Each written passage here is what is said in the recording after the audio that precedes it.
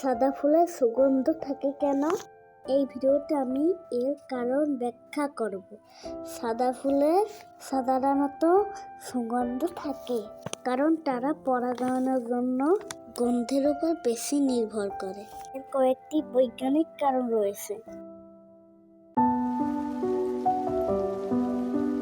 প্রথম কারণ হলো রঙের অভাব পূরণ। রঙিন ফুল পতঙ্গকে আকৃষ্ট করতে উজ্জ্বল রং ব্যবহার করে, কিন্তু সেই সুবিধা সাদা ফুলের নেই। তাই তারা গন্ধের মাধ্যমে পরাগায়নকারীদের আকৃষ্ট করে। দ্বিতীয় কারণ হলো রাতের পরাগায়ন। অনেক সাদা ফুল রাতের বেলা ফোটে, যেমন রজনীগন্ধা, কিসিন্দা, কাজলতরু। রাতের অন্ধকারে পতঙ্গেরা ফুল দেখতে পায় না, তাই সুগন্ধ তাদের দিক নির্দেশনা দেয়। তৃতীয় কারণ হলো বিশেষ রাসায়নিক যৌগ।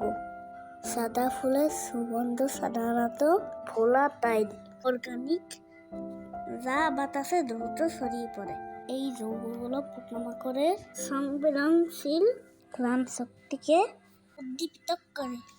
এই কারণগুলোর জন্যই সাদা ফুলের সাধারণত বেশি সুগন্ধ থাকে।